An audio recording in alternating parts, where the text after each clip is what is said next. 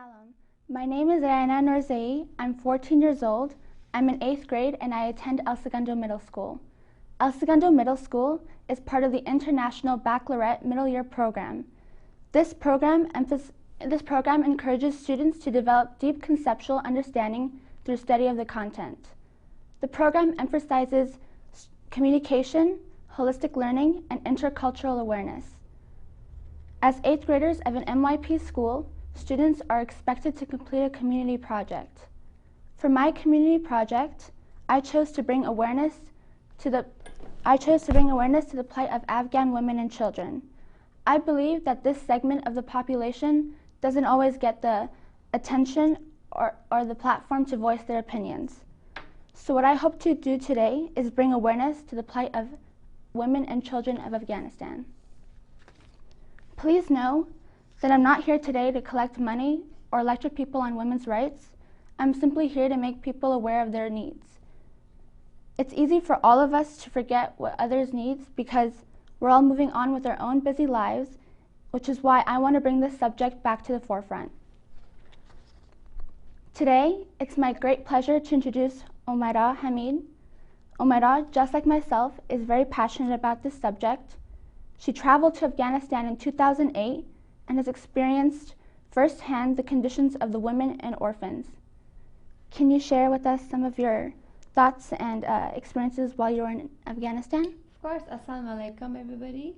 And John, I want to thank you for having me here. And I want to say, first of all, that it's very commendable what you're doing, at the fact that you feel so much for this group of people that are neglected at times. It's very commendable, and thank you for reaching out and bringing awareness to this topic.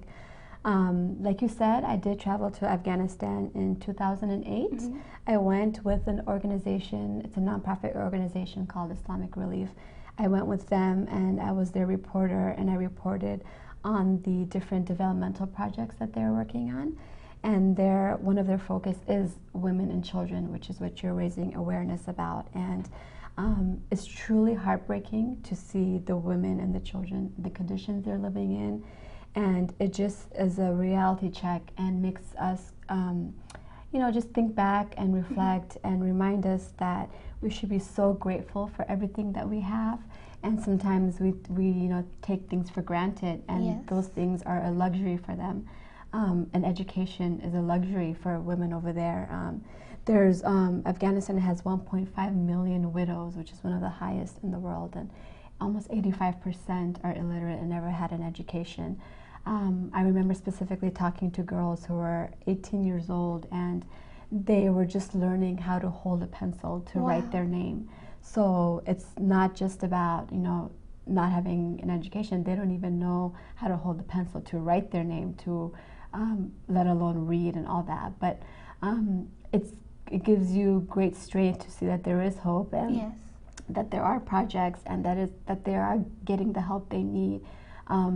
You've done a lot of research on this project, mm-hmm, so you know that since I've been there 2008 and now, there's been a lot of progress, which is great. And as far as the orphans and the children, I remember I was in a camp and I saw a little boy about 6 years old. He was tugging at my shirt, and he asked me if I have new shoes for him. And it was July, it was over 100 degrees, and the soles of his shoes were completely gone. Wow. And in those moments, you feel very helpless. You don't even know where to start. But when you see the spirit in them, you know that there is hope, and that one day, with people like you in the world, that there will be a progress in the country.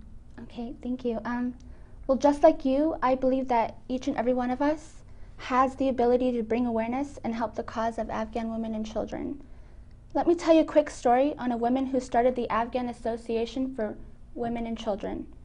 She currently runs 2 schools as well as a clinic in Afghanistan. She's